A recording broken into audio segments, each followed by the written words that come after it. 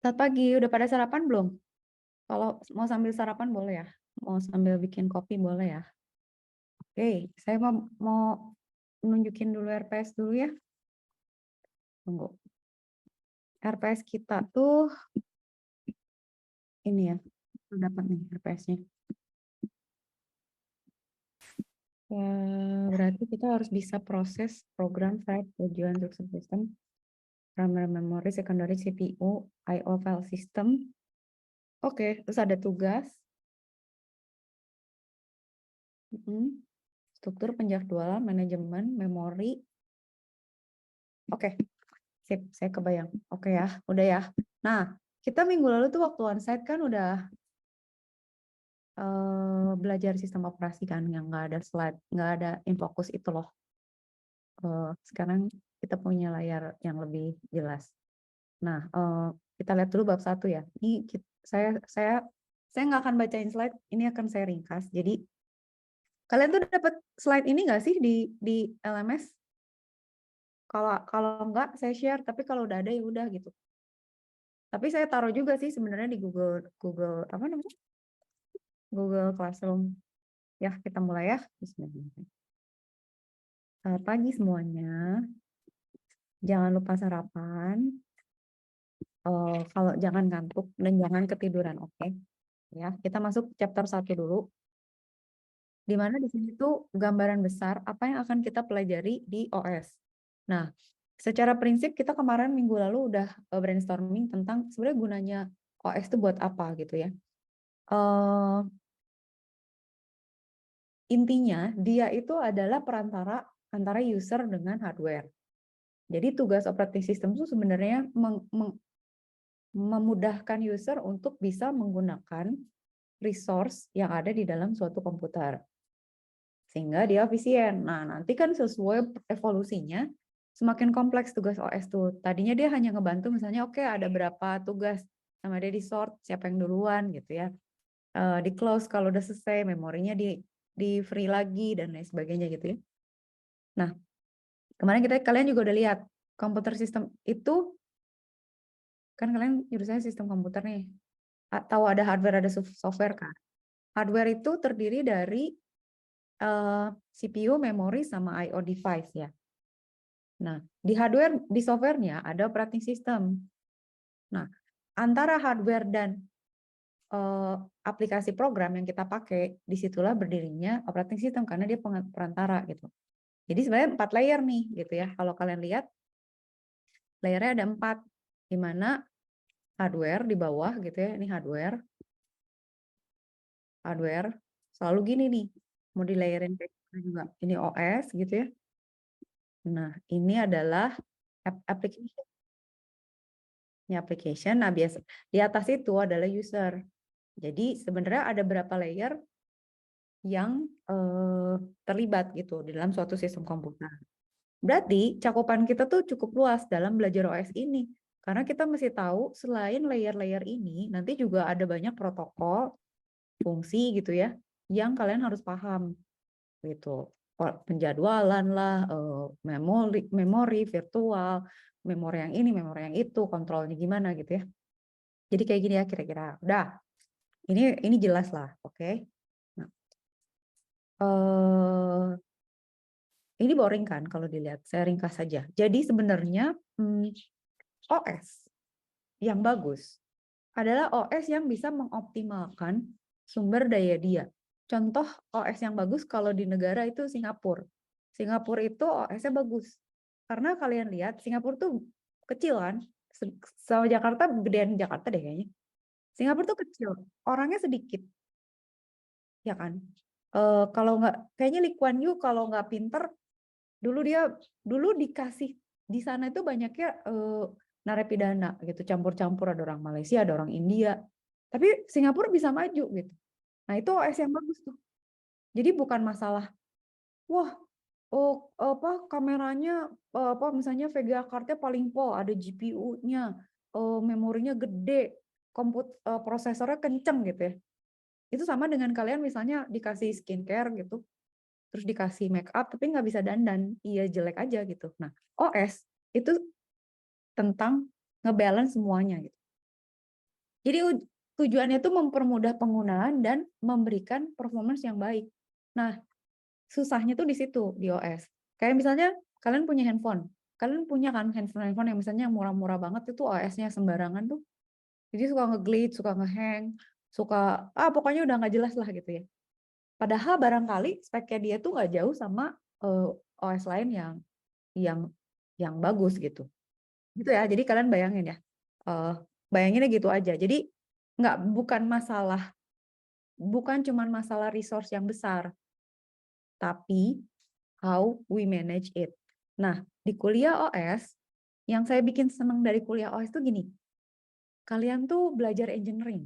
Nanti kalian akan lihat teknik-teknik OS yang, kok pinter juga ya gitu. Kalian take it for granted kan sekarang pakai OS, tapi mereka tuh ada teknik-teknik di OS yang membuat kita berpikir, oh ternyata cara mengoptimalkan tuh kayak gitu. Oh kenapa bisa terjadi multi-threading, multi-processing tuh begitu.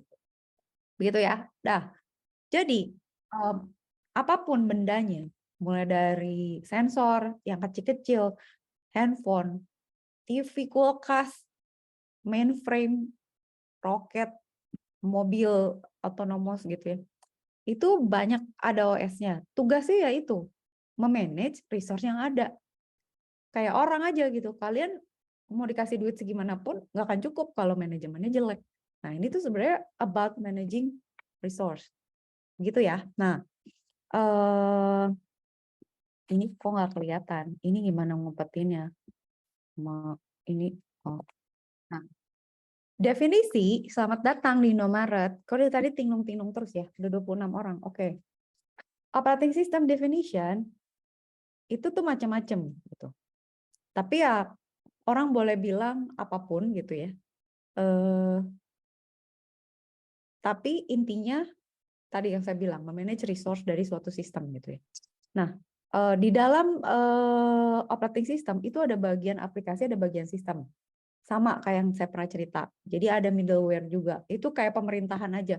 Terserah misalnya mau ada legislatif, eksekutif, yudikatif, mau ada DPR, mau ada MPR, mau ada udah itu terserah gitu. Jadi suatu sistem operasi itu akan membangun strukturnya, hierarkinya sendiri. Jadi beda-beda emang. Makanya kalian nanti harus bisa ngelihat macam-macam operasi. Ini kita udah lihat ya ada input, output segala macam ya. Dah. Sekarang sebenarnya contoh, ini belum saya detailin dulu. Sebenarnya yang membuat sulit bagi suatu OS itu memanage, selain memanage resource, dia memanage pekerjaan kan. Nah, di pekerjaan itu kan ada macam-macam. Misalnya, katakan deh, kalian misalnya punya toko nih. Ada yang kayak saya pernah lihat ada tukang jualan lumpia basah. Itu OS-nya bagus tuh. Saya pernah cerita di ITB kan. Dia bisa manage order dengan mendengar aja. Dia bilang, Bang, yang ini tiga ya, yang 2 sedang, yang 1 double gula sama kulitnya ya, Bang. Dia tahu orang mana yang pesen ini, dan dia tahu masaknya segimana, pedesnya nanti dipisah, masak lagi. Terus dia tahu organizingnya gimana, dia pisahin yang beda sama dia disobek plastiknya. Itu OS loh. Jadi lagi dia gitu tuh ada interrupt nih kayak gini.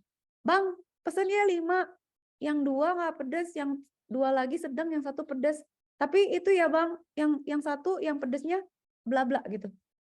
Dan dia inget gitu. Jadi nanti sama dia sama dia masuk, dia masukin antrian gitu ya, Vivo gitu kan. Masukin antrian, terus dia masak. Setelah dia masak, dia kasihin ke orang yang benar dan dia tahu yang pesan itu yang mana. Dan hebatnya lagi pas bayar, dia juga yang ngitung dan dia ngasih kembalian dan nggak salah gitu. Nah itu tuh OS tuh menurut saya. Kalian bayangin nggak di sini? Jadi CPU ini kan lagi ngejalanin proses nih. Dan biasanya interrupt dari mana? Kalau kalian bayangin. Interrupt itu datangnya dari input output kan. Jadi pada saat CPU sedang memproses suatu banyak pekerjaan gitu ya. Itu akan ada interrupt nih gitu. Jadi lagi gini di interrupt sama IO gitu ya. Lagi begini ada interrupt lagi gitu. Kayak misalnya dia lagi ngitung sama kalian ngetik, terus kalian nge-send, kalian nyuruh ngeprint. kalian nyalain kamera, atau kita masukin input dari mouse. Itu tuh kayak mamang jualan lumpia basah, lagi masak, terus di request, "Bang, kembaliannya mana? Bang, pesanan saya mana?" Gitu, kebayang nggak? Jadi, lagi ngerjain sesuatu, harus bisa di-interrupt, ada interrupt request, harus milih mana request yang boleh, mana yang enggak. Setelah itu diselesaikannya kapan, harus beres gitu. Jadi nggak boleh ada interrupt yang hilang, kebayang nggak? Jadi interrupt timeline tuh kayak gitu. Oke. Nah, interrupt timeline itu cara memanage OS memanage interrupt. Terus mungkin kalian mikir ya, udah nggak usah di-interrupt, lu tungguin aja gitu, biar nggak ribet, dia suruh sampai beres, interrupt-nya nanti aja. Nah, kalau kayak gitu, kita nggak bisa menjalankan banyak pekerjaan pada waktu yang sama. Jadi trade off-nya itu gitu. Jadi misalnya gini, ya udah kalau gitu mamang lumpia basahnya suruh masak aja sampai selesai baru kita interrupt. Dia masak sampai selesai. Udah beres, nanti baru ada pesanan, itu jadi lama gitu. Sama OS juga gitu. Nah, tapi juggling in between interrupt and request itulah seni dari membuat OS gitu ya. Seni dari OS. Nah, interrupt itu kan ada macam-macam tuh. Interrupt tuh udah macam-macam dan ada cycle-nya gitu. Kayak gini misalnya, CPU nih lagi kerjain ya, terus ada input output, berarti dicek dulu. Ini input outputnya apa? Lu minta lo input apa output? Yang mana? Signalnya apa? Drivernya yang mana? Posisinya lagi apa nih? Lanjut atau request atau apa gitu. Nanti dia cek gitu ya. Nanti dia udah terima interrupt-nya, dia transfer kontrol ke ada yang namanya interrupt handler, lalu diproses, lalu berarti oke, ya udah kalau itu udah beres CPU balik lagi ngerjain yang tadi dia lagi kerjain gitu, kayak, "Mang, kembaliannya mana?" Dia lagi masak. "Oh, tadi segitu ya?" Dia kasih kembalian, terus dia masak lagi. Jadi dia tahu ini yang interrupt mau nagih bayar, mau pesan lagi, atau mau apa, atau mau nambah sambal gitu ya misalnya. Sebenarnya sesederhana itu ya. Nah, cara menangani I/O itu apa namanya? Ada dua secara umum ya. Kita bisa misalnya kalau ada I/O interrupt itu kita selesaiin dulu, baru kita balik lagi. Atau ya udah balik lagi nggak usah diselesain gitu. Ngerti nggak? Kebayang nggak? Jadi kayak misalnya ada orang nih interrupt, "Bang, mau kembalian," gitu. Nah, berarti kan kita kasih kembalian sampai dia beres, baru kita balik lagi masak kan. Kalau yang satu lagi itu adalah misalnya, "Bang, mau pakai sambal." Oh ya udah gitu. Ya udah kita tetap masak, dia ngambil sambalnya sendiri gitu. Nggak nunggu sampai dia selesai baru kita masak lagi. Kebayang nggak? Jadi kira-kira gitu ya, handling I/O. Kapan kita nungguin sampai selesai, kapan kita nggak usah nungguin, itu tergantung kontrol. Jadi nanti ada bagian kontrol yang akan memonitor, oke, CPU lagi sibuk apa, request-nya apa aja, siapa yang request, apa yang di-request, statusnya apa gitu. Itu tuh akan jadi kompleks memang. Begitu ya. Nah, strukturnya tuh kira-kira kayak gitu. Nah, jadi kalau kita breakdown lagi, ini kalau kalian mau baca detail ya. Saya merangkum gitu dengan bahasa saya. Jadi kalau misalnya setiap instruksi itu akan ada catatannya gitu. Di dalam OS itu sebenarnya ada yang namanya kontrol. Si kontrol itu akan nyatet. Nah, makanya saya bilang sang jualan lumpia basah ini hebatnya dia nggak punya asisten. Nah, asisten yang nyatet siapa yang beli, pesanannya apa, kembaliannya berapa, itu kontrol namanya. Si kontrol ini itu bertugas untuk ngasih tahu, ini ada yang pesan gitu. Ini ada request. Dia punya tabel gitu. Tabelnya nih orang pesan apa, kembaliannya berapa gitu. Ini juga sama, misalnya ada request nih dari alamat sekian, dia mau interrupt layar. Yang satu lagi ada pesan dari sini dia mau ngeprint ke layar. Yang satu gitu loh. Jadi nanti tuh OS tuh punya organisasinya sendiri untuk menangani kesibukannya dia memanage struktur resource kita. Nah, sampai situ kebayang ya ceritanya. Kalau kalian pengen detail, baca slide-nya, baca per kalimat, tapi saya sederhanakan supaya kalian udahlah dapat idenya lah gitu ya. Nah, sekarang ngomongin storage. Kemarin waktu di kelas kita sempat bahas kan, memori itu apa sih gitu kan ya. Oh, ada external memory, Bu, ada hard disk, ada RAM, ada ROM. Oke. Main memory itu adalah sekarang gini.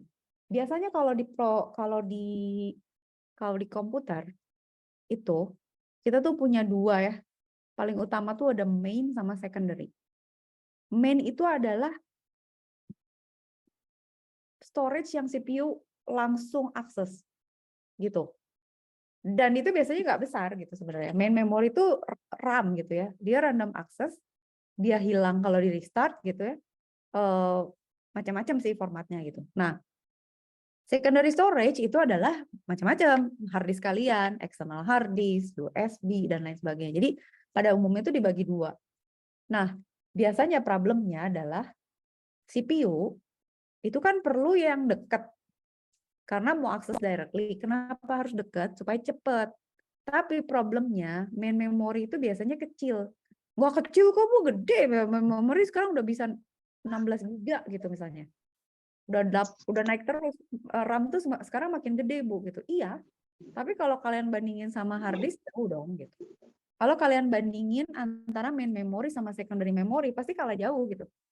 Nah, problemnya tuh gini, nanti CPU itu butuh memori yang besar tapi dekat. Dan itu susah, nggak bisa gitu.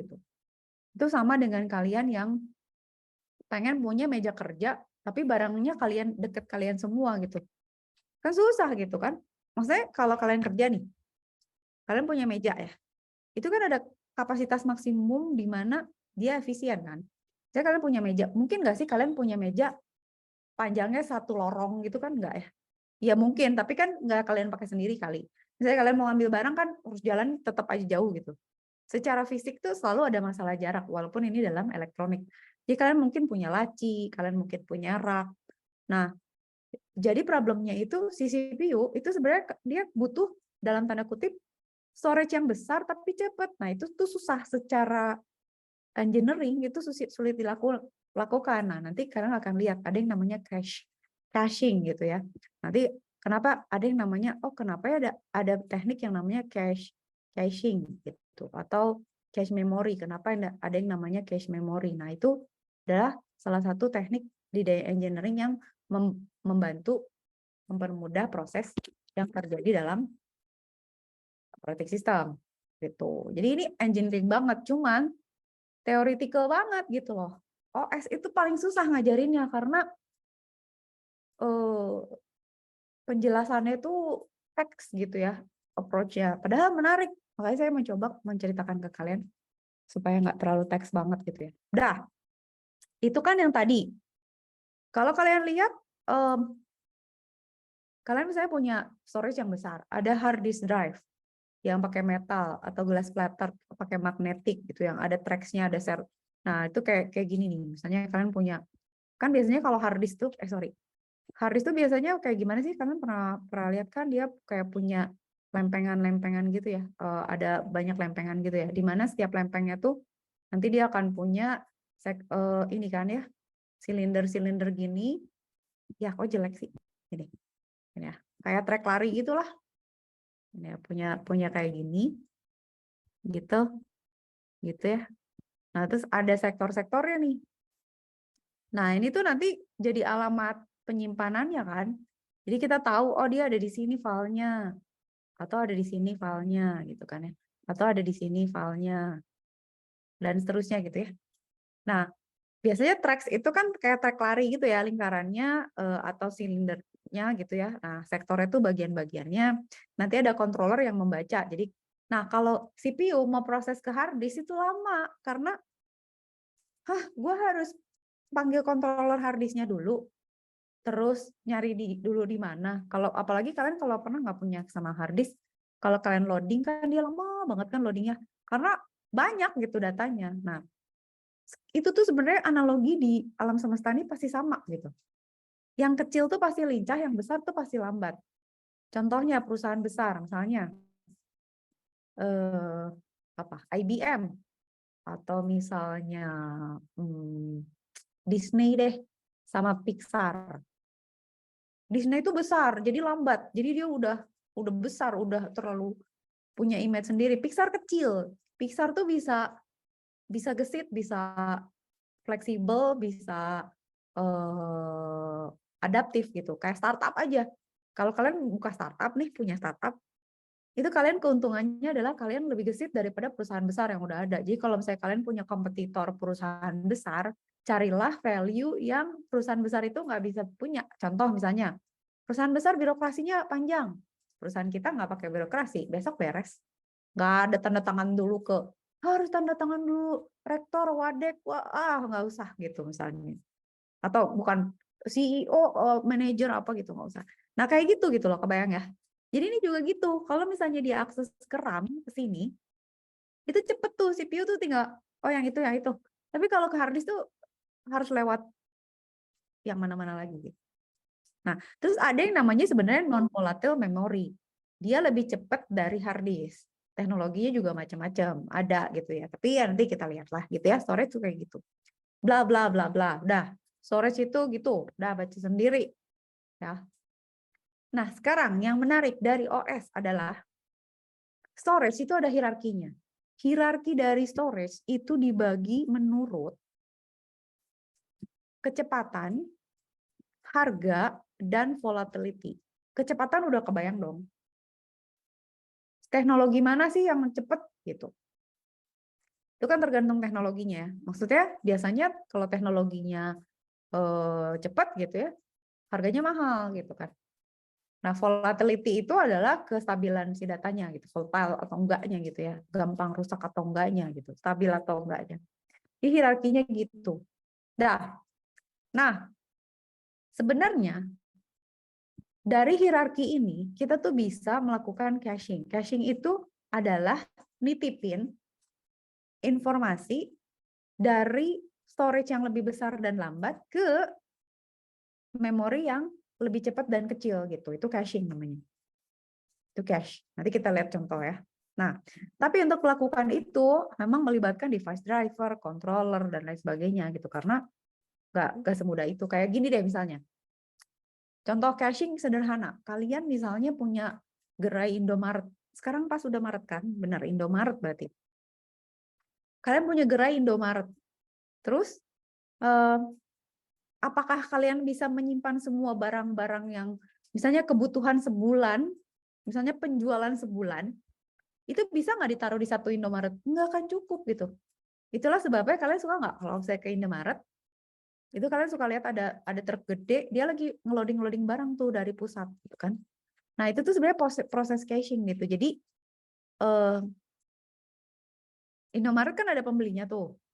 Dia kan akan beli, kalau dia, kayak saya tuh, kalau saya beli di Indomaret tuh suka gini, barangnya ada di Indomaret. Jadi kalau barangnya ada di Indomaret, langsung dikirim. Tapi kalau barangnya nggak ada di gudang, itu nunggu 2-3 hari. Kayak gitu persis. Gitu. Jadi kapasitas dari Indomaret tuh segitu gitu.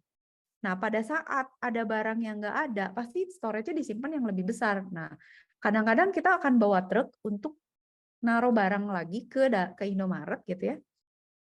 Tapi barang yang dikirim tuh yang memang laku, yang banyak dicari, yang banyak dibeli, sama kayak gini gitu. Caching tuh ada proses di mana kita naruh di memori yang kecil. Ini ada memori yang kecil nih. Ini ada memori yang gede tapi jauh nih. Ini gede tapi jauh. Jauh tanda kutip ya. Kan deket Bu, masih di laptop juga. Iya, tapi ini kan konteksnya elektronik. Jadi bagi dia tuh jauh gitu. Karena bukan masalah jarak aja, tapi proses juga gitu. Ini misalnya si Indomaret nih, katakan ini RAM gitu ya. Ini adalah misalnya hard disk gitu. Nah, proses caching itu adalah pada saat kita ngeload barang-barang yang paling penting aja supaya ada di RAM gitu. Jadi apa aja sih yang sering dipakai itu sama dengan ngisi Indomaret sama barang yang sering laku aja. Indomaret yang ini sama itu mungkin beda gitu cara mereka cachingnya gitu ya. Karena produk-produknya beda juga. Demografi sama orang yang tinggal di sekitar situ juga beda, kebutuhannya beda gitu ya. Ya kayak gitu deh gitu, kebayang? Begitu ya, oke. Terus next ya. Kalau ada pertanyaan langsung nanya. Nah, mulai kan? Kalau kita lihat storage capacity itu kayak gini. Kalau kalian perhatikan, Piramidnya kayak gini, dari atas tuh makin kecil, ke bawah makin besar. Tapi kecepatannya kecilnya kayak makin kecil, makin cepat, makin petit, makin cepat, makin besar, makin lambat. Oke. Nah, perhatikan juga kategorinya. Kalian lihat, ada yang volatile, ada yang non-volatile. Non-volatile itu datanya nggak hilang, volatile itu datanya hilang. Kayak RAM gitu di wipe out, register, cache gitu tuh hilang gitu karena cuma penyimpanan sementara. But they are really fast gitu ya. Nah, jadi primary storage adalah apa aja? Register, cache memory, main memory. Register itu kayak apa bentuknya? Kecil-kecil register tuh. Paling tergantung komputer kalian kan. Kalian komputernya berapa bit? Nah, registernya juga segede gitu gitu. Kalau 16 bit, 32 bit, register tuh sepanjang itu. Buat kenapa Bu register itu sepanjang bit komputernya? Komputer kalian sekarang berapa bit? 64 misalnya gitu ya. 64 bit.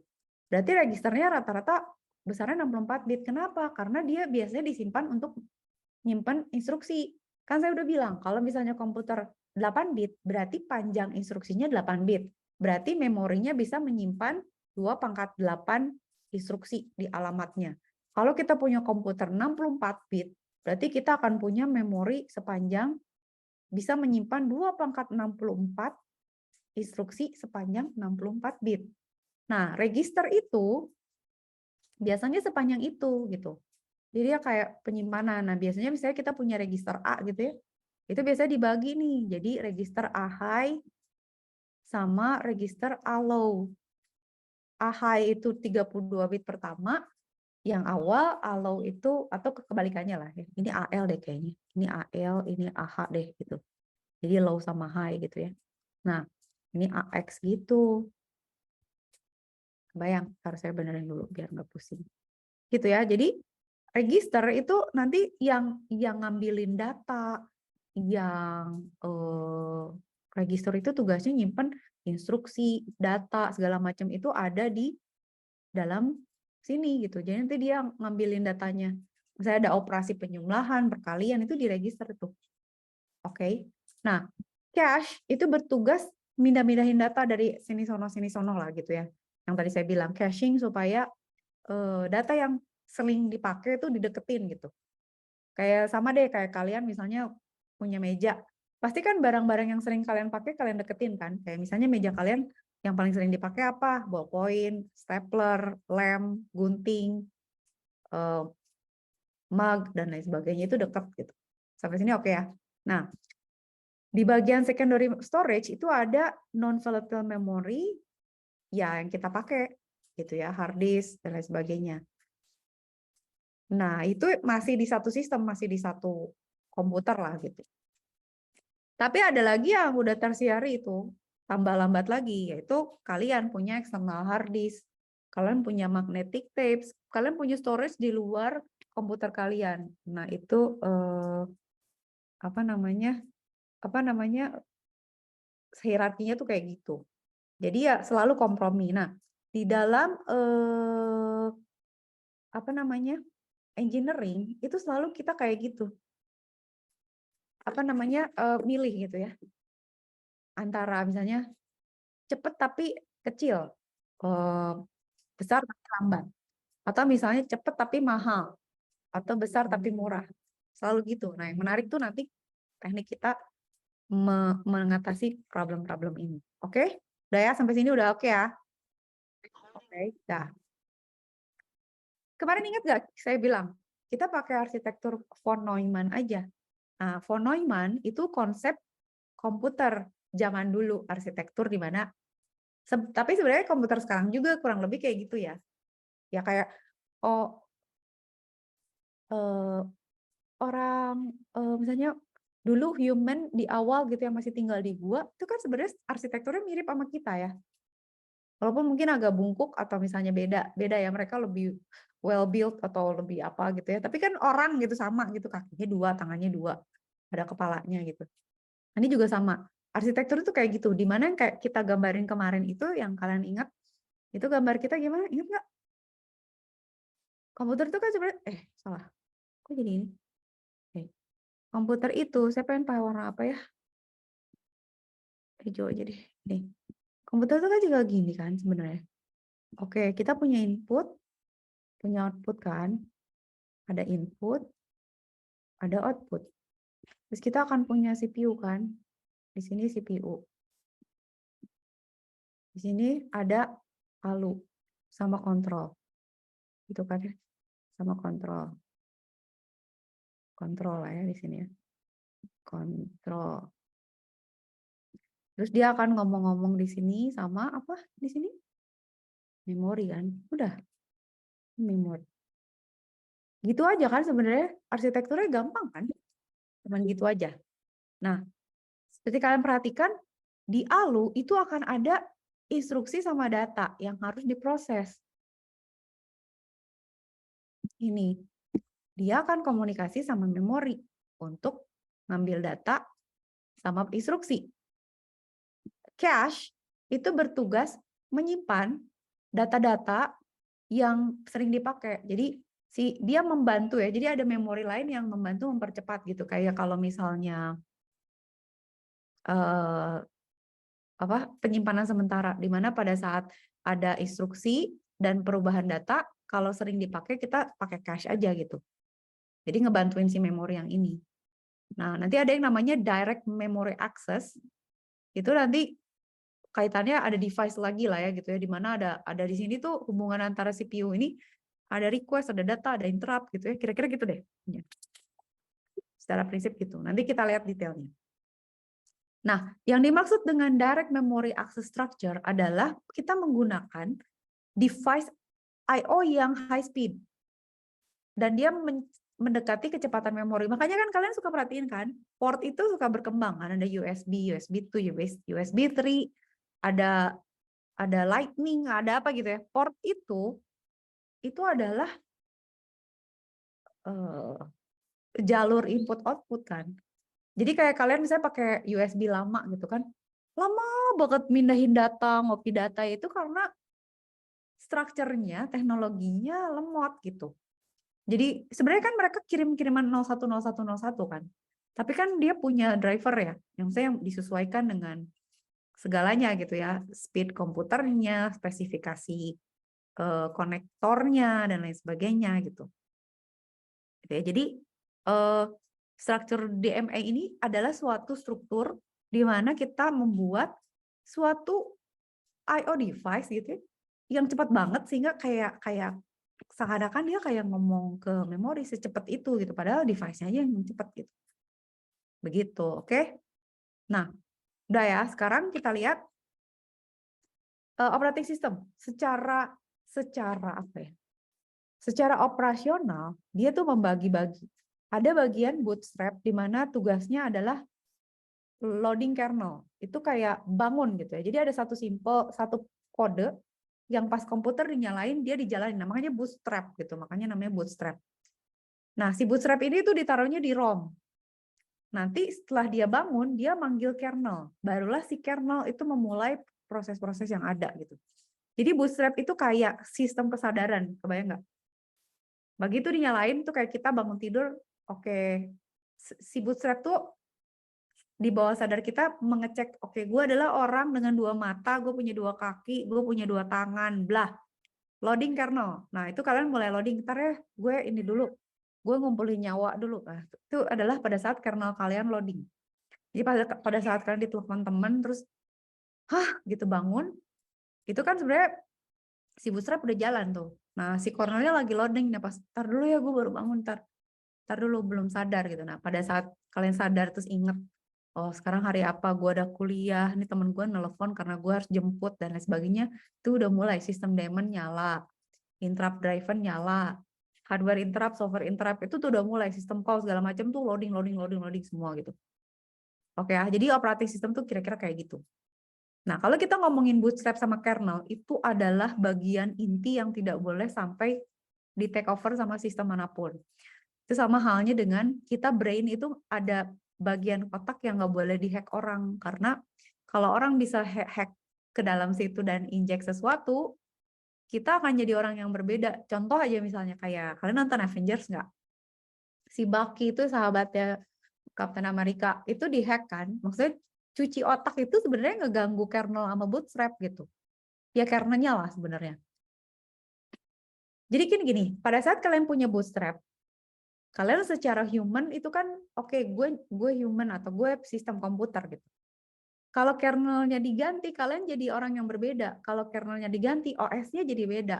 Maksudnya Bu, jadi gimana? OS-nya Windows jadi Linux gitu. Ya pokoknya jadi beda gitu. Bisa jadi Windows, tapi menjalankan program-program yang nggak seharusnya gitu. Kayak misalnya Windows, tapi dia punya Trojan. Terus dia bukannya gitu ya, bukannya menjalankan aplikasi-aplikasi normal, tapi dia misalnya malah uh, uh, ngambilin data dari jaringan gitu, bacain paket-paket data atau apa gitu. Itu kan sama mah bakinya Avengers kan, sahabatnya Captain America tuh kan dia kernelnya tuh dicuci otak. Jadi kalau dia dikasih keywords, misalnya ada sederetan kata dalam bahasa Jerman, nyala tuh kernelnya, tapi dia jadi assassin kan. Itu benar gitu. Sebenarnya otak kita tuh bisa di dihack, makanya disebutnya cuci otak gitu, kayak orang masuk, kayak misalnya masuk jaringan Islamiyah gitu ya. Apa sih jil gitu ya. Saya sampai nggak apa ISIS lah gitu misalnya. ISIS tuh gitu ganggu kernel gitu. Jadi jangan disangka sistem komputer aja yang bisa dihack, kalian juga bisa. Jadi kalian juga harus mikir, kernel gue jangan sampai dapet tuh gitu, karena pusat kesadaran kalian tuh yang di otak belakang itu bisa dihack, bukan dihack saya ditaruh kabel terus disetrum terus kalian diinstal gitu. Oh, install ya pemahaman ISIS gitu. Enggak.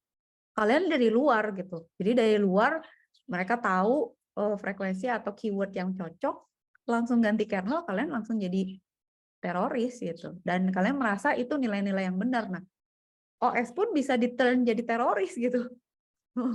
Kalau kalian naruhin Trojan, terus kalian bilang, gini ya, lu sekarang cari port yang lain, connect ke network, coba lu port scanning semua yang ada di jaringan, nanti semua sama lu di apa namanya, kirim aja semuanya paket yang gede-gede. Terus jadinya si sistem ini, si komputer kalian tuh jadi jahat gitu. Jadi dia kerjanya ganggu komputer lain, nyebarin virus, spying device lain gitu. Kebayang?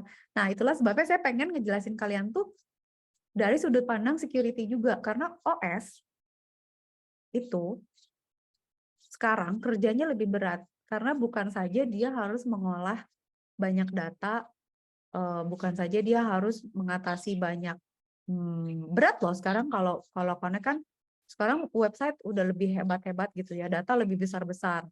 Terus aplikasi makin berat kan, kayak kalian misalnya, Bu, kalau saya buka Zoom tapi misalnya nih, buka Zoom tapi open cam berat Bu, misalnya nggak bisa. Atau misalnya, Bu, saya lagi ngeran machine learning, saya ini jadinya ngehang gitu misalnya. Itu karena berat. Nah, yang berat lagi harus ngurusin security gitu. Karena kalau OS nggak secure, zaman sekarang udah nggak bisa gitu. Dari OS nggak secure tuh bablas kemana-mana. Mana duit kita sekarang online lagi sekarang. Kalau dulu sih bisanya, ya udah komputer gue dihack, matiin dah, nggak usah aja. Tapi kalau sekarang dihack, waduh, itu bisa kena semua wallet semua dapat. Kalau zaman dulu wallet kita kan physical kan, ya udah kalau dihack di sana, gue duitnya masih punya, bisa megang gitu. Kalau bisa lari ke banknya nggak nyambung ke internet, masih aman. Kalau sekarang selesai gitu. Nah, udah ya. Kalau ada pertanyaan boleh. Nah, sekarang mulailah kita lihat bahwa OS berkembang tuh jadi bisa multi programming. Gitu. Kenapa? Karena kita pengen CPU tuh jangan sampai nganggur gitu. Misalnya kita multi programming itu artinya ada beberapa program yang dijalankan tapi gantian nih sama CPU. Kalian kebayangkan misalnya punya CPU ya. CPU tuh berarti kan ada prosesor ya. Kita bisa punya satu CPU, bisa punya banyak CPU. Itu parallel programming gitu misalnya. Misalnya CPU-nya ada banyak gitu ya. Ini misah-misah gitu ya, CPU 1, CPU 2. Tapi ada juga yang misalnya CPU, Bu, kalau CPU tapi core-nya banyak gimana? Ada kan sekarang mulai misalnya dia punya berapa core GPU, berapa core CPU gitu kan, dia ada berapa core-nya gitu ya. Sorry, ada berapa. Nah, jadi nanti dibagi-bagi nih tugasnya gitu.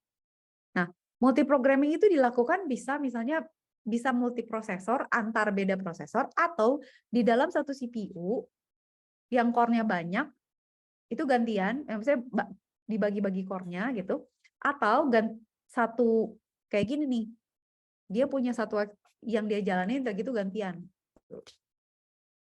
Nah, tapi kan kerjaan itu dijalanin bersama-sama kan di dalam memori. Berarti kan harus di schedule dan harus ada gantian, gitu ya. Nah, nanti yang ngatur bahwa kamu sekarang ngerjain ini, sekarang ngerjain itu, sekarang klien yang itu, misalnya kayak kalian misalnya jadi lawyer, ada sekretaris. Nanti sekretarisnya ngasih tahu, Bu ada meeting jam 1. Oke, meeting nyiapin apa? Oh iya, ini ada datanya, saya udah print. Ini nanti Ibu sidang yang ini sama yang ini, misalnya gitu.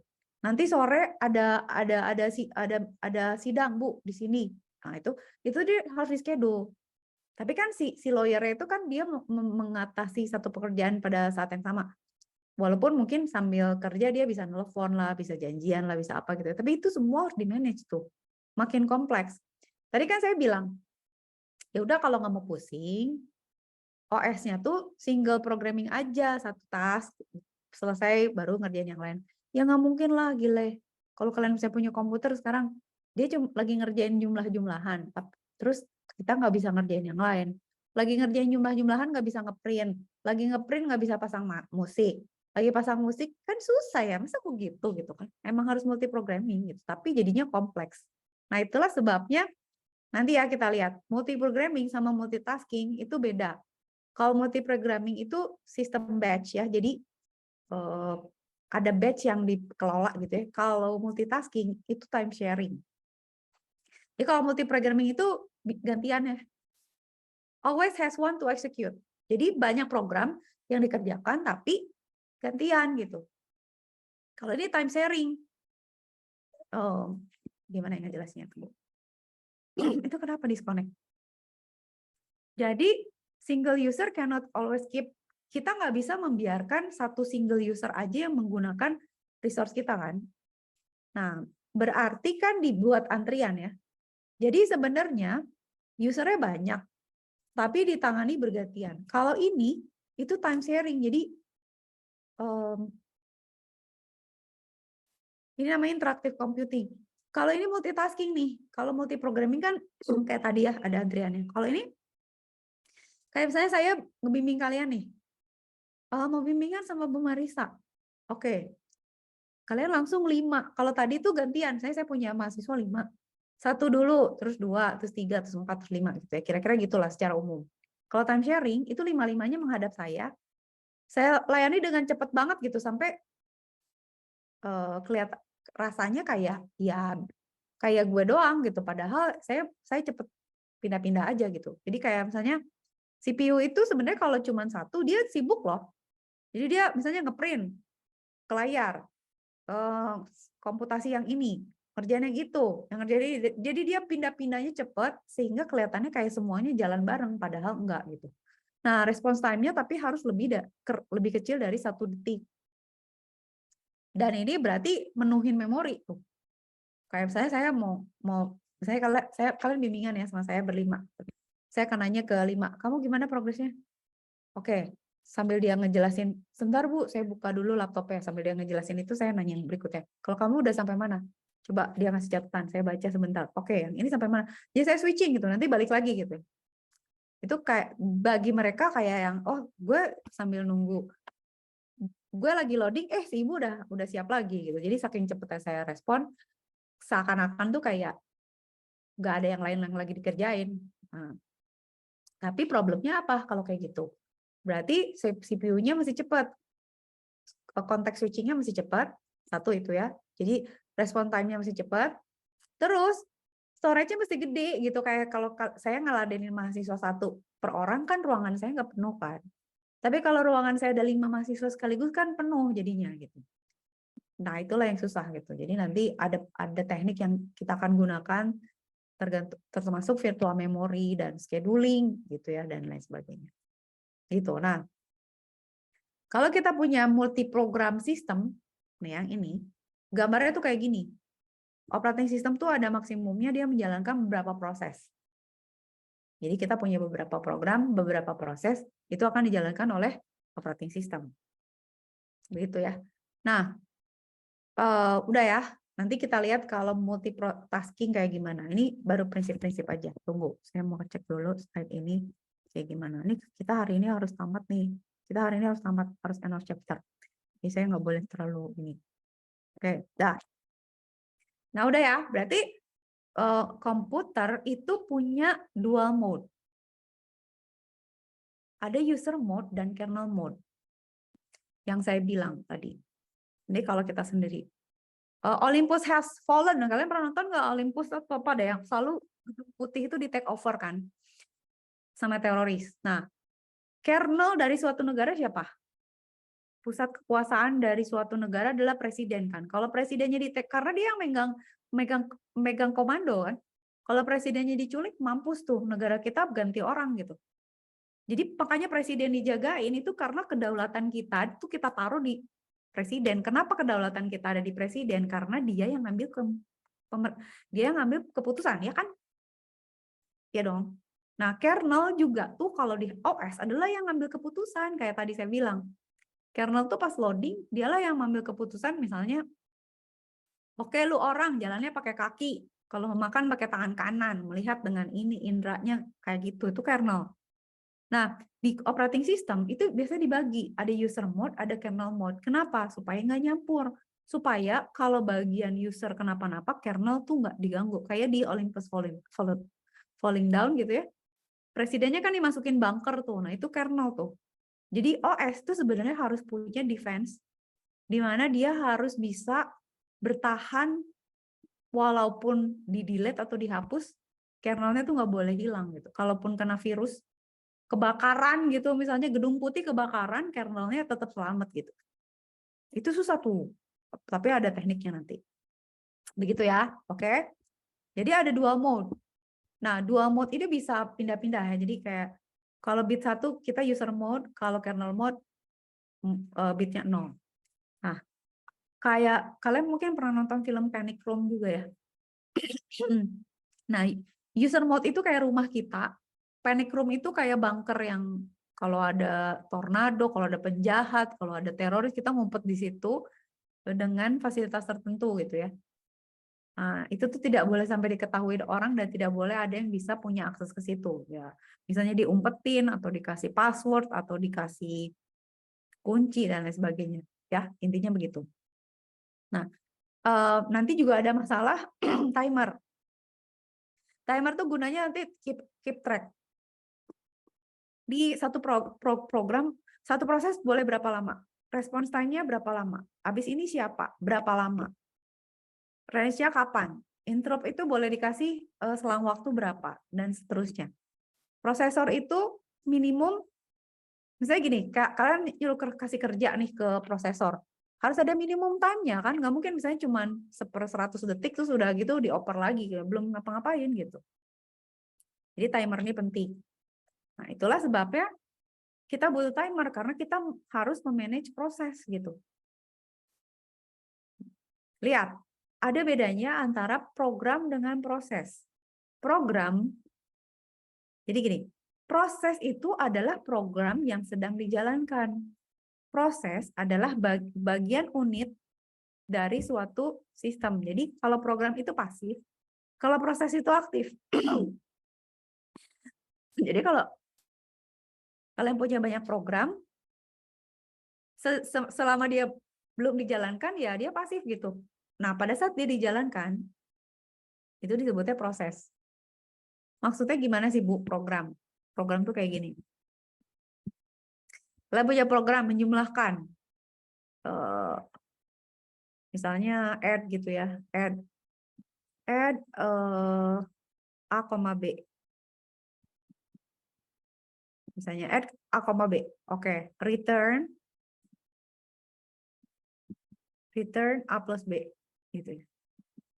Ini kan kalau di program yang high level kan kayak gini ya, Python gitu misalnya.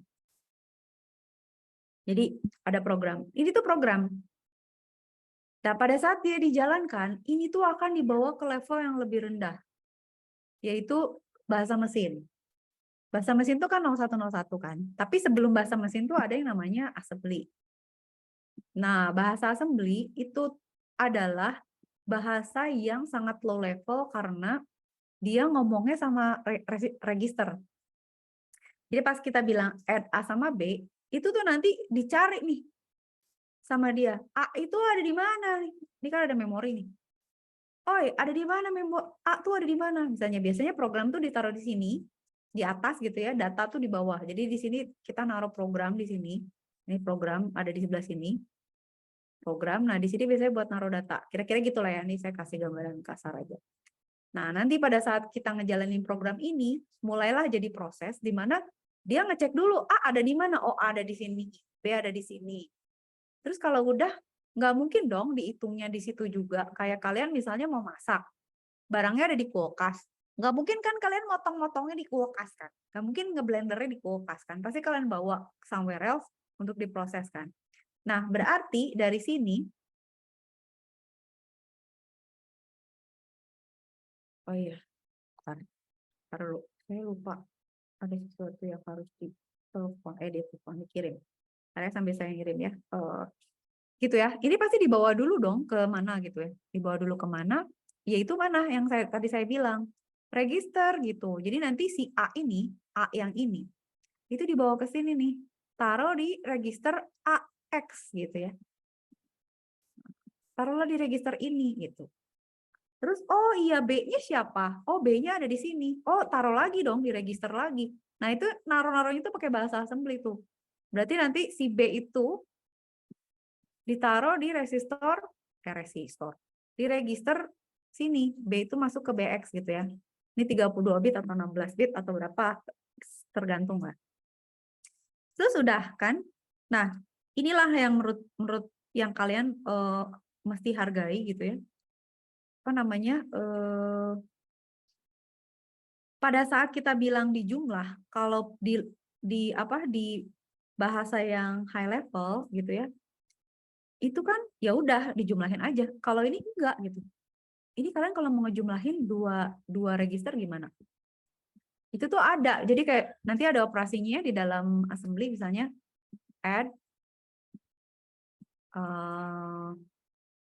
AX misalnya gitu ya. BX gitu. Ada kayak gini. Nah, assembly itu masih punya namanya nih mnemonic code. Jadi sebenarnya bahasa assembly mnemonic code ya. Itu deket banget sama 0101. Tapi kan kalau kita ngoding itu kan harus ada kode ya. Sebenarnya instruksi buat add itu ada loh. Misalnya kode berapa gitu ya. Tapi kan kita nggak mungkin ya. Mesti orang kan nggak mungkin ngoding pakai 0101. Kita aja ngafalin nomor telepon botak kan. Apalagi kita ngafalin instruksi pakai 0101. It is impossible gitu ya. Jadi harus ada satu bahasa yang kita misalnya kasih hint lah. Misalnya oke, add deh, subtract deh, terus apa lagi? Multiply gitu ya. Ada kodenya supaya kita nggak lupa banget gitu. Nah, terus ini kalau kita jalanin artinya kalau kita bilang kayak gini, itu artinya tergantung ya. Karena set instruksi dari suatu sistem komputer tergantung apa? Tergantung prosesornya. Kan prosesor tuh ada yang misalnya SIS gitu ya, ada yang RISC gitu ya. Arsitekturnya kan beda ya. Nah, kalau komputernya arsitekturnya beda, prosesornya beda, itu berarti set instruksinya pun berbeda. Nah, contoh kalau kita bilang AX, BX gini, add, itu biasanya mereka dijumlahkan terus disimpan di dalam AX gitu. Jadi nanti pada saat kita return, itu yang dibalikin tuh registernya AX, supaya jadi hasil penjumlahan AX sama BX gitu. Oke nggak? Oke nggak? Gitu ya. Kira-kira gitu. Jadi makanya saya cerita kayak gini, itu cakupan OS itu kemana-mana gitu. Karena apa? Dia ngomongin hardware, kalian jadi harus ngerti hardware. Kalian ngomongin OS tuh banyak banget urusannya gara-gara dia harus ngomong sama aplikasi. Aplikasi banyak levelnya. Ada bahasa pemrograman, ada aplikasi, ada apa? Ada interrupt, ada API, ada library. Nah, pusing kan, banyak kan urusannya gitu. Ya, kalau ada pertanyaan langsung tanya ya. Oke, setengah jam lagi deh. Kita habisin ini ya. Sabar, bear with me. Jadi, satu hal yang terpenting juga dalam suatu OS adalah harus ada yang memanage proses. Sama halnya dengan kalian punya restoran, harus ada manajernya. Kayak kampus, harus ada pengawasnya. Harus ada yang quality control. Harus ada yang ngecek ruangannya cukup. Kayak kemarin deh problem. Proses manajemen. Harus ada yang manage tuh. Kelas detail yuk, aman nggak? Berapa yang rusak? Kalau rusak siapa yang benerin? Alur komandonya gimana? Kalau mau ganti kelas, siapa yang dihubungi? Terus prosedurnya gimana? Terus kelasnya digimanain? Terus misalnya, ini semua datang nggak? Semua proses nggak? Kayak saya sekarang, kita nggak ke kampus nih. Kalian belajar nggak? Proses pembelajaran jadi nggak ada. Di Gracias kan kita nanti lapor, gue udah absen, kita udah bukti, kita udah kuliah. Kalau nggak percaya, lihat aja recordingnya gitu. Daripada ke kampus, nggak ada listrik, nggak ada infokus, nggak belajar, atau kita kemarin buka gadget aja, terus kita buka slide, saya jelasin sambil lihat gadget masing-masing, bisa juga gitu kan. Ya, either way, cari yang paling, tapi proses manajemen itu harus ngecek gitu. Ada siapa user lagi menggunakan apa. Kayak kos-kosan juga. Saya punya berapa anak kos, siapa yang udah bayar, siapa yang belum, siapa yang tagihannya dia listrik berapa, air berapa, internet berapa, parkir berapa, gimana supaya nggak berantem. Nah, jadi kan dia harus ngeliat tuh, synchronize. Gimana mensinkronkan proses, gimana ada proses komunikasi antar proses. Bagaimana kalau ada deadlock, misalnya ada satu proses yang ngunci gitu. Itu proses manajemen tuh, OS yang harus ngeberesin. Makanya kalau OS-nya udah nggak sanggup, itu biasanya sistemnya hang. Nah, sistem hang itu terjadi karena ada beberapa proses yang saling menunggu gitu. Itu kayak kalian sama teman kalian berantem gara-gara, oke, lu kasih dulu barangnya, baru gue kasih duitnya. Kata yang satunya enggak, duitnya dulu baru barangnya. Nggak bisa, lu dulu gitu. Nah, baru beres setelah ada yang di tengah. Yang di tengah bilang, ya udah barangnya siniin, duitnya siniin. Kalian deal nggak? Oke, deal. Baru nanti kalau udah oke, yang punya barang merasa barangnya oke, yang punya uang juga setuju gitu. Ya maksudnya yang punya barang udah kirim, yang itu udah setuju suka barangnya, baru dikasih duitnya kayak Shopee gitu. Kayak kalian kita beli kan, nanti sampai rumah udah di video unboxing. Oke, barang ini oke, saya suka. Ya udah, kata Shopee, lu udah suka barangnya udah di lo ya. Nah, sekarang duitnya gue kasihin ke orang ini gitu. Nah, itu nanti OS tuh yang begitu-begitu tuh. Jadi, despite of mikirin memori manajemen, memori mana yang dipakai, apa yang disimpan, dia tuh mikirin ini juga loh. File system management. Kalian bayangin nggak? Kalian bayangin gini deh. Kalian pernah nggak ke kantor apa ya? Kantor apa ya? Kantor pemerintahan deh. Misalnya saya pernah sih apa contohnya? Apa ya? Bikin paspor atau misalnya bikin BPJS. Atau kalian pernah nggak sih ke kantor bapak ibu kalian gitu? Di setiap kantor tuh kan mereka punya kayak filing system kan, di mana mereka punya kayak laci-laci yang dipakai untuk menyimpan arsip. Nah, cara suatu kantor memanage arsipnya itu mempengaruhi kinerja mereka kan. Kayak misalnya gini, Pak, atau gini deh, kalian mau perpanjang SIM deh. Terus kalian datang ke biro jasa untuk perpanjang SIM. Dia nanti punya laci-laci tuh. Oke, Bapak Ibu udah pernah perpanjang di sini? Udah. Sebentar saya cari dulu datanya. Nah, mampus kan tuh. Kalau nggak ada di komputer kan dia cari manual tuh. Dia cari berdasarkan abjad. Oh, rakyat kesekian. Namanya siapa, Pak? Namanya Andi. Dia ambil dulu mapnya. ANO cari. Oh, nggak ada. Bapak tahun berapa ya dulu ya? Terakhir. Oh, saya sebelum tahun 90 misalnya. Waduh Pak, datanya udah ada di gudang. Sebentar saya ke gudang dulu. Nah, itu tuh file system management. Kebayang nggak? Nah, kalau di OS, cara dia memanage folder, nyimpenin file, file mana yang boleh diakses, file mana yang nggak boleh diakses, gimana caranya kalau kita cari ketemu, di mana mengkategorikannya, bagaimana memberikan akses. Kalau misalnya user ada yang dua, ada yang lebih dari satu user mau pakai file yang sama, gimana? Membuat dan menghapus gimana? Atur direktorinya apa? Gitu. Ini rumit lagi nih. Ini urusannya OS lagi gitu. Yang kalian harus tahu gitu ya.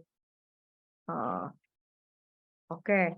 Nah, sekarang tuh oke. Nah, sebenarnya nanti juga kita mikirin ya. Kalau misalnya kalian nih punya memori yang besar juga. Misalnya kalian colokin nih external hard disk ke komputer kalian. Itu kan ada mounting unmounting kan. Mounting itu artinya si OS itu mencoba berkomunikasi sama si hard disk kalian supaya bisa dikenali sebagai bagian dari sistem kalian gitu. Ya kan kalau kalian udah mounting external hard disk kan kalian jadi bisa baca oh ada drive C di external hard disk, ada drive folder D, folder C, saya bisa buka gitu. Terus nanti kan berarti si OS-nya harus bisa komunikasi kan? Itu kayak gini. Kayak si OS itu mounting itu kayak misalnya storage kita di kantor ini nggak cukup, kita kayaknya harus beli filing kabinet lagi dari kantor lain. Nah, terus si filing kabinet itu dibawa ke kantor kita gitu. Itu kan harus di-mounting kan, diturunin di kantor kita, terus harus kita buka-buka lacinya juga kan, dan di-display ke orang-orang gitu. Nah, itu tuh tugasnya OS. Jadi harus bisa mounting sistem lain dan nge-display isi dari storage itu gitu, sesuai sama protokolnya, apa ya, standarnya, speknya, dan lain sebagainya. Itu banyak banget. Terus urusan caching juga gitu. Urusan caching juga adalah urusan OS gitu ya. Nanti kita belajar lebih detail. Nah, sekarang yang mesti kalian lihat, ini adalah biasa. Kalau orang teknik kan harus ada kayak gini ya. Kayak kemarin kita bilang, presisi, akurasi gitu ya. Selalu ada yang terukur. Nah, kalian lihat dari level 1 sampai 5, yang paling kecil itu kan yang paling cepat. Sampai yang paling lambat. Tapi kecil tuh berapa gitu. Kita kan saya bilang kan, kalian kalau ngomong efisien dalam terms apa, satuannya apa, berapa range-nya gitu misalnya. Saya bisa membuat sistem lebih efisien. Maksudnya saya bisa mencari lebih cepat. Oke, lebih cepat. Berapa lebih cepat? Berapa satuannya? Milisecond. Oke, milisecond-nya berapa? 0,001 apa berapa? Nah, ini juga register tuh dibilang kecil karena ukurannya lebih kecil dari 1 kilo. Cache itu bisa lebih kecil dari 16 mega. Ini main memory itu kan lebih kecil dari 64 giga. Main memory kan yang tadi saya bilang, kita sekarang punya main memory RAM tuh segitulah ya. Solid state disk di bawah 1 tera. Magnetic disk bisa lebih besar lagi gitu. Nah, implementation itu bisa pakai CMOS, bisa SRAM dan lain sebagainya, DRAM dan lain sebagainya gitu ya. Ada yang flash memory, magnetic. Access time dibilang cepet tuh gimana? Nanosecond. Kalau register tuh 0,25 sampai 0,5 nanosecond. Cache itu setengah sampai 25 nanosecond. Main memory 80 sampai 250 nanosecond. Nah, mulai solid state disk mulai kecil nih. Nano itu kan berarti kalau dikurangin ini jadi mili ya. Ini mulai 25 milisecond, udah mulai. Ini udah mulai gede nih, udah lama, udah makin lama. Dah. Itu ya, jadi ukuran, teknologi, access time, apalagi bandwidth. Nah, bandwidth itu berarti apa? Bandwidth itu kecepatan kita melewatkan sejumlah data dalam satuan waktu. Kalau pakai register itu bisa 20.000 sampai 100.000 megabyte per second. Makin ke sini makin kecil gitu. Artinya bandwidth kecil tuh ya, kenapa bandwidth-nya gede kalau register? Kenapa cache bandwidth-nya gede? Kenapa makin ke sini bandwidth-nya makin kecil? Ada yang bisa jawab nggak? Siapa coba yang tahu? Kenapa storage semakin ke kanan, bandwidth-nya makin kecil? Syafan, coba Syafan.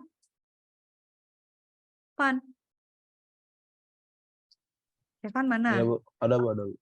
Kenapa Syafan? Menurut Syafan gimana?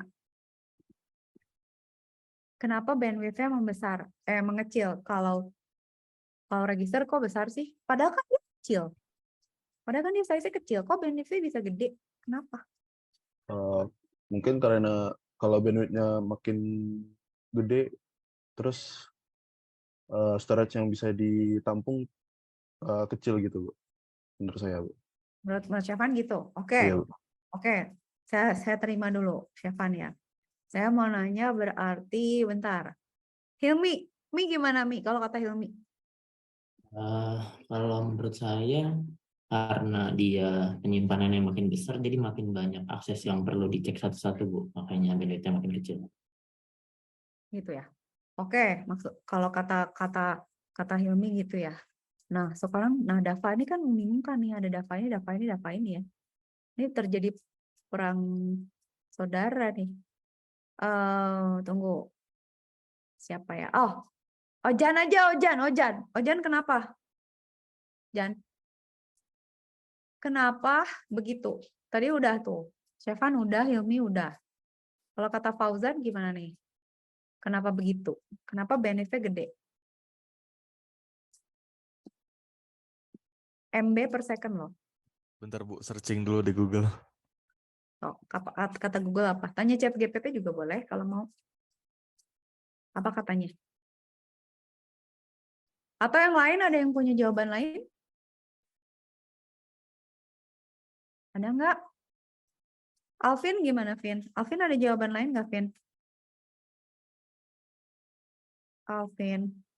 Ya Bu, Ada jawaban lain nggak? sama kayak Hilmi Bu. Jadi karena semakin besar bandwidth-nya dia harus melalui banyak hal, jadi semakin kecil memorinya. Oke, kurang lebih gitu.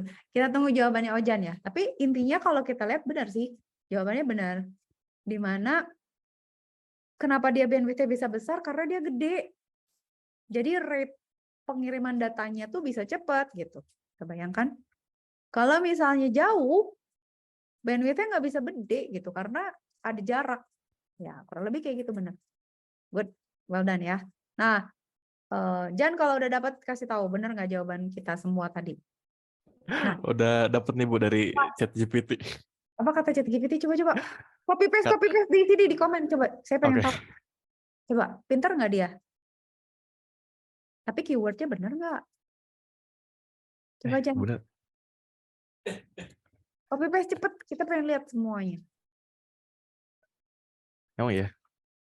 Bentar. Nah, ketika level suatu sinyal meningkat, maka sinyal tersebut membutuhkan lebih banyak bandwidth untuk ditransmisikan. Astaga, ini levelnya level sinyal ya. Oke lah, ya sih. Tapi sebenarnya, ya benar. Ini kata-kata aja dia benar. Maksudnya konteksnya ChatGPT benar, tapi konteks sama kita nggak sama. Jangan beda. Kita ngomongin data, bukan ngomongin sinyal. Wah, iya beda. Ini sinyal kayak, ini tuh kayak misalnya kita mau modulasi, demodulasi gitu loh. Yang misalnya, oke, AM, FM, terus apa gitu. Tapi oke lah, pinter juga lumayan. Oke, makasih Jan. Oke, lanjut dulu ya. Nah, kalian bisa lihat bahwa level manajemennya juga ya, kalau register itu pakai compiler. Ada compiler ya, low level berarti kan. Yang kata tadi saya bilang kan, pakai assembly. Kalau cache itu hardware loh. Jadi kenapa dia cepet tuh karena ngomongnya ke hardware langsung. Kalau memori lewat OS gitu. Nah, cache ini kenapa cepet? Karena dia nge-bypass OS. Jadi kan tadi kalian lihat ada OS terus kan direct access memory ke cache gitu ya. Itu karena memang biar cepet gitu. Nanti compiler dibantu sama cache, hardware dibantu main memory, operating system dibantu disk dan lain sebagainya. Begitu, oke? Nah, kalian bayangin kalau misalnya datanya jauh nih dari magnetic disk, dibawa dulu ke main memory, dibawa dulu ke cache, dibawa dulu ke register, itu kan jadinya panjang. supaya perjalanannya tidak panjang, kitalah buat cash. Nah, ini kebayang misalnya ini di gudang pusat se-Indonesia Indomaret, ini gudang kota kita. Nah, cash ini adalah gudang yang dekat atau mungkin gudangnya Indomaret, baru di sini tuh ruang displaynya Indomaret gitu. Kalian kebayang nggak? Jadi ada storage yang menjembatani storage dari yang jauh banget. Karena yang jauh itu pasti gede, lengkap. Cuman sebenarnya kan ngakalinya gini, hah, kan semua gudang itu nggak akan muat di kita, berarti harus dipilihin yang kita perlu aja. Nah itu, ini gudang utama, ini gudang kota kita, cash itu adalah deket kita, nah ini adalah lokasinya. Jadi selalu gitu, kita selalu mengurangi perjalanan gitu ya, jauh. Dah, ngomongin I.O. Nanti I.O. tuh ribet lagi karena urusan kalian pernah nggak sih ngeprint? Ini biasanya terjadi pada tugas akhir. Saya nggak tahu sih, kalian masih gitu nggak ya? Selalu kayaknya kalau orang, siapapun, kalau lagi ngeprint tugas akhir, tesis, disertasi, apapun gitu ya, the last day kita mau ngeprint, Windows-nya, MS Word-nya crash. Atau printernya nggak mau ngeprint. Terus kita marah-marah, kenapa ya? Kenapa kalau kita pas lagi kayak gini mau presentasi, printernya tuh error. Handphone terus PPT-nya nggak bisa buka, kayak ada yang kayak gitu-gitunya gitu. Itu terjadi karena memang kalau make sense-nya adalah si OS ini mendapat beban yang tidak seperti biasanya. Tapi kalau ngomongin I.O., kalian bayangin nggak? Misalnya kalian punya komputer, kalian punya komputer nih, ini komputer kalian ya. Kalian punya komputer di sini, terus ini keyboard lah ya. Terus dia kan punya RAM, punya hard disk, punya segala macam kan. Terus kalian punya printer nih di sini. Kalian punya printer. Printer itu ada memorinya nggak? Dia punya OS nggak?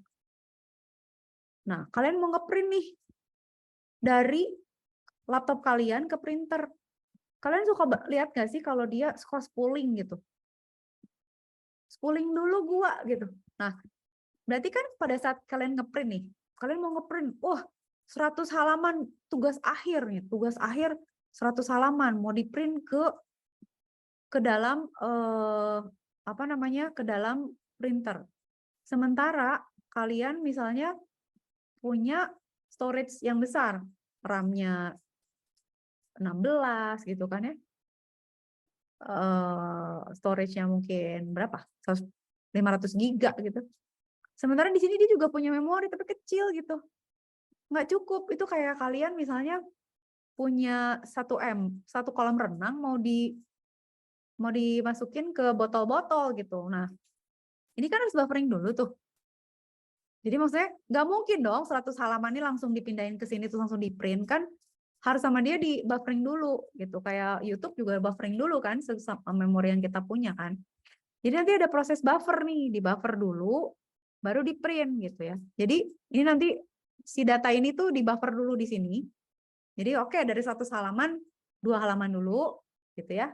Terus di cache, ditaruh di mana storage yang paling dekat gitu ya. Lalu baru di spooling, loading ke sini gitu. Di loading ke sini sesuai ukurannya dia, baru bisa di print. Jadi prosesnya tuh kalau 100 halaman ada gambar, ada grafik, ada apalah segala gitu. Ya lama kan. Jadi komputernya biasanya printernya mikir dulu gitu kan. Terus ngeprint. Tapi kalau udah sekali jalan, dia jalan ya karena ya udah 2 halaman, udah di buffer, loading ke printer terus di print. Terus loading lagi, terus ngeprint lagi gitu dan seterusnya gitu ya. Kebayangkan?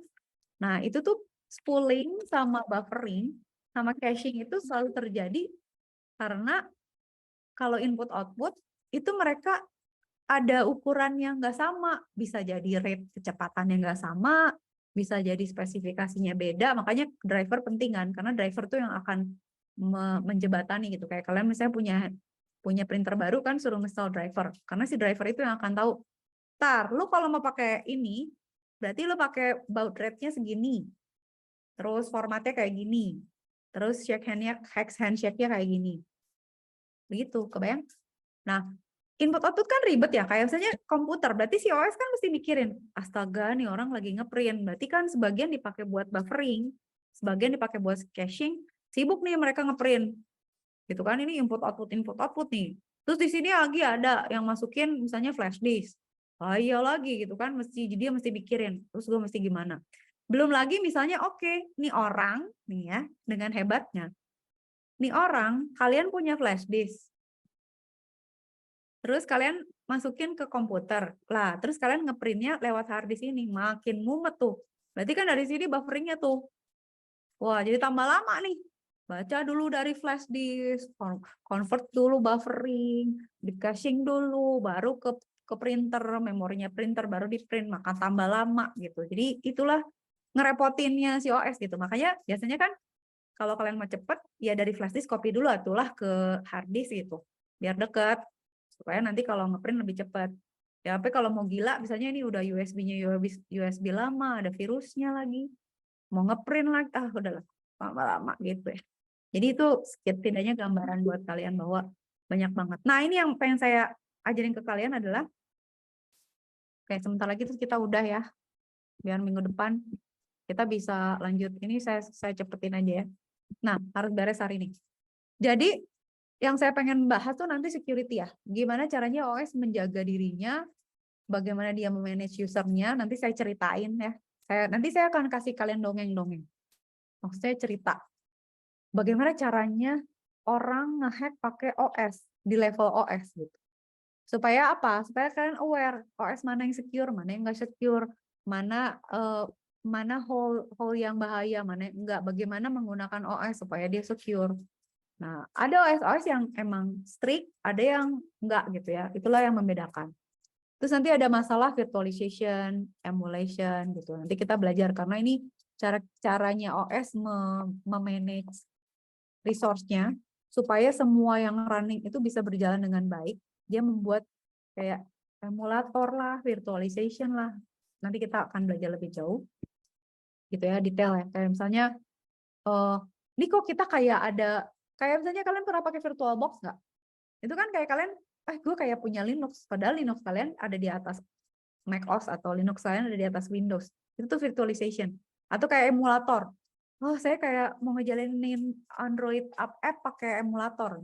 Emulator virtualization itu adalah cara OS memberikan suatu environment sesuai yang dibutuhkan. Seakan-akan misalnya, seakan-akan kita beda hard drive. Padahal sama aja sistemnya. Jadi supaya apa? Supaya antar user nggak saling bentrok gitu. Ya, kira-kira kayak gitu. Virtualization. Nanti kita ngomongin proses. Proses tuh nanti urusan sama kernel. Ada interface programnya, ada virtual machine manajernya. Nah, ini tuh nanti kita belajar gimana caranya supaya, ini kan kalau kayak gini kan prosesnya bareng di satu kernel sama hardware kan. Tapi kalau kita punya programming interface, kita tuh bisa membayangkan seakan-akan proses itu tuh beda kamar. Padahal mereka sebenarnya di satu kamar, satu sistem komputer. Tapi emang kita dibagi-bagi, kayak yang tadi saya bilang. Kalian kayak punya Linux, padahal itu running di atas Windows gitu. Nah, itu tuh divirtualisasi. Belum nanti kita harus tahu network. Kalian harus tahu TCP/IP, level OSI layer, LAN, WAN, MAN, PAN, network, communication kayak gimana, protokol-protokolnya gitu. Nah, gitu ya. Jadi intinya nanti banyak banget yang kita harus bongkar, termasuk arsitekturnya, terus multi-programming, multi-processing, multi-threading, bagaimana memaksimalkan, misalnya nanti kalau paralel gimana ya kalau prosesornya banyak? Apakah jadi lebih cepat kalau prosesornya banyak? Nah, belum tentu. Terus bisakah processingnya asimetrik atau simetrik baiknya gitu? Nah, arsitektur tuh nanti macam-macam gitu. Kita bisa punya arsitektur dengan prosesornya satu atau prosesornya banyak. Mau asimetrik atau mau simetrik. Asimetrik tuh misalnya setiap prosesor tugasnya beda-beda atau mau disamain semua gitu. Mana yang lebih baik? Tuh. Jadi kayak gini, saya prosesor 1, prosesor 2. Atau mau di dalam satu prosesor ada 2 core, bagusan mana? menurut kalian? Nah, itu nanti kita lihat. Nanti OS-nya pun akan beda gitu karena manajemennya akan beda. Kayak misalnya gini, kalian misalnya punya kantor. Kalian mending punya sekretaris 2, tugasnya beda, atau sekretaris 2 tugasnya sama. Atau sekretaris yang satu itu jadi bawahan sekretaris yang ini. Itu kan terserah kalian, tergantung jenis tas kalian kayak gimana. Ini juga sama kayak gitu.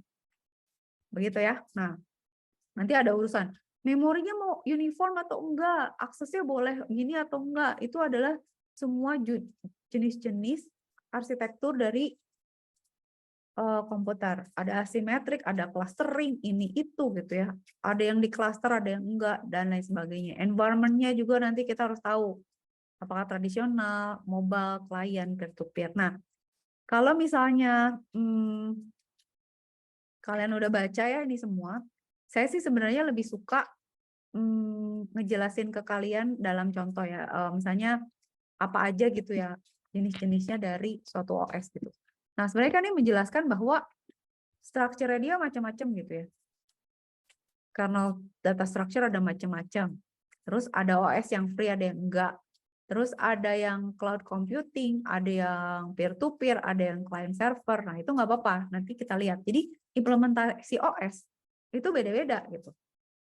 Mau di level apa? Kalau dia di mobile begini. Kalau client server, mereka punya challenge masing-masing gitu. Karena resource yang ada dan pihak yang terlibat itu mempengaruhi cara OS memanage segalanya gitu, memanage resource-nya dia, memanage user-nya dia, begitu. Nanti saya selip-selipin cerita tentang security supaya kalian bisa lihat ya. Nah, saya mau ngecek dulu chapter 2 itu services ya. Oke, nanti next time kita ngomongin services. Nah, sebenarnya saya pengen kalau nanti kita bisa ngoprek kali Linux, bagus juga tuh. Kalian bisa ngebandingin OS yang mana yang bagus dan enggak gitu ya. Udah, kasihan udah burn out. Now we have to absen dulu ya. Absen dulu sekarang. Gracias di mana? Oke. Absen dulu ya.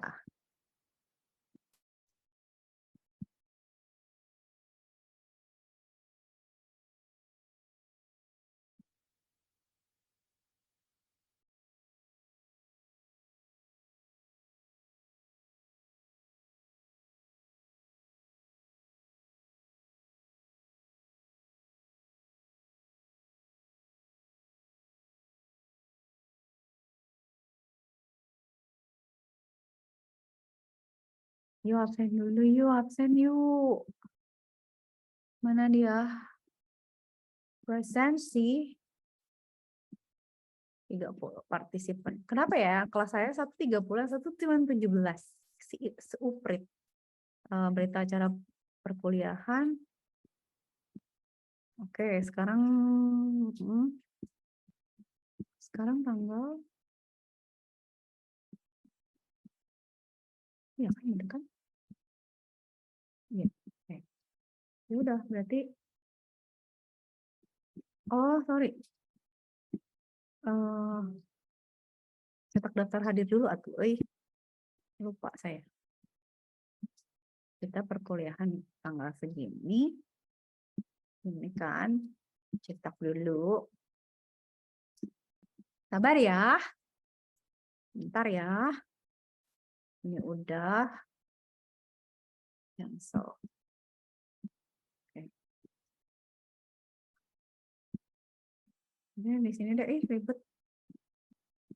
Berita acara perkuliahan.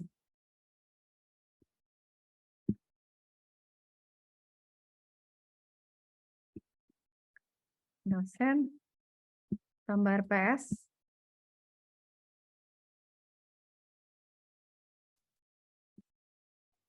Oke.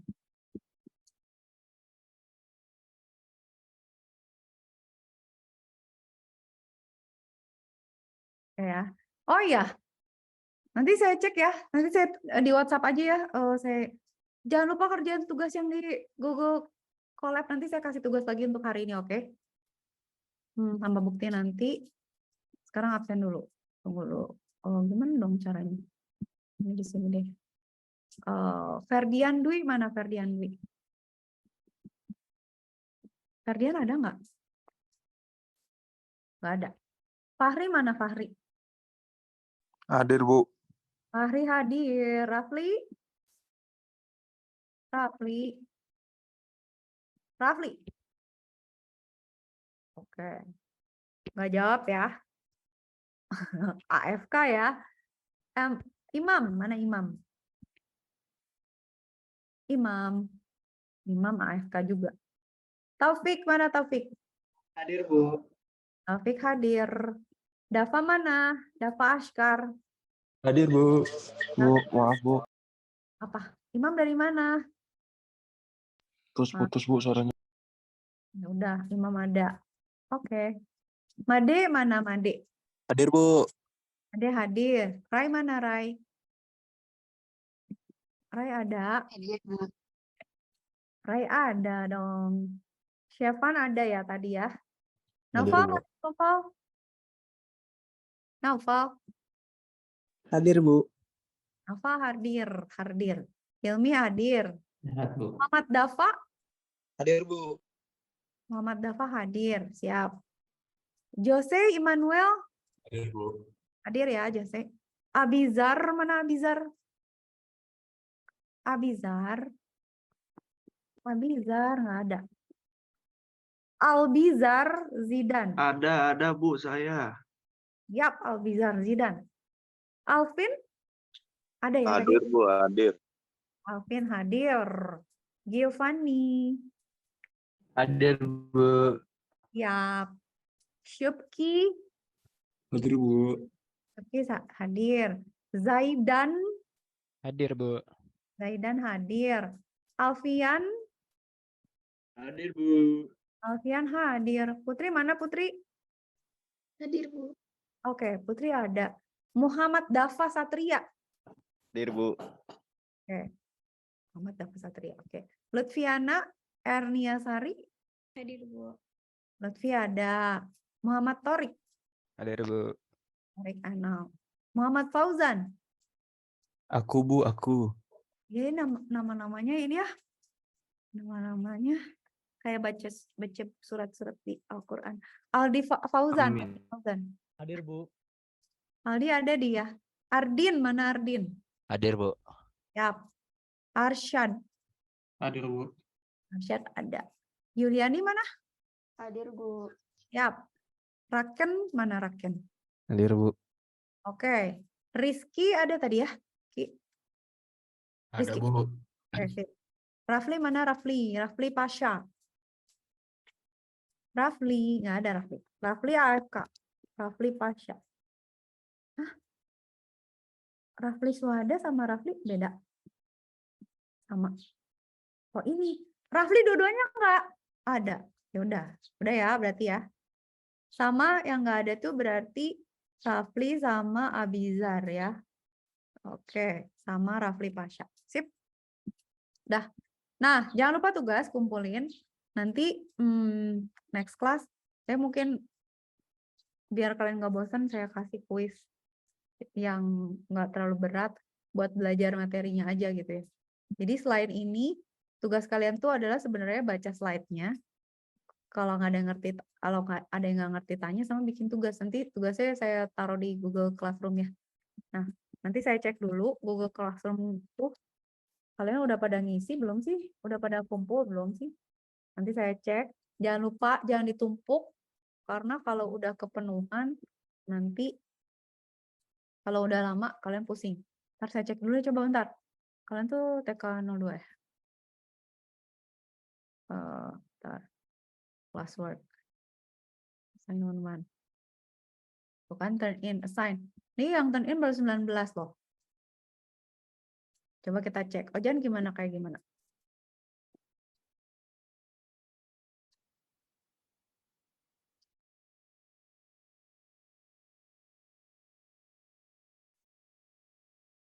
Oke, good. Nah, kayak gini ya. Ya, nanti akan saya kasih tugas lagi. Oke, nice. Ya, jangan lupa. Oke, kalau udah kita selesai. Sampai ketemu minggu depan. Kalau ada pertanyaan apa-apa silahkan WhatsApp boleh kapan aja. Jangan lupa dibaca slide-nya. Oke? Made kenapa lagi kayak gitu ya, bebek? Ya udah ya. Thank you all. See you next week ya. Take care. Bye-bye. Makasih, Bu. Terima kasih, Bu. Terima kasih, Bu. Thank you so much, Bu. Nuhun, nuhun. Thank you so much. Bye.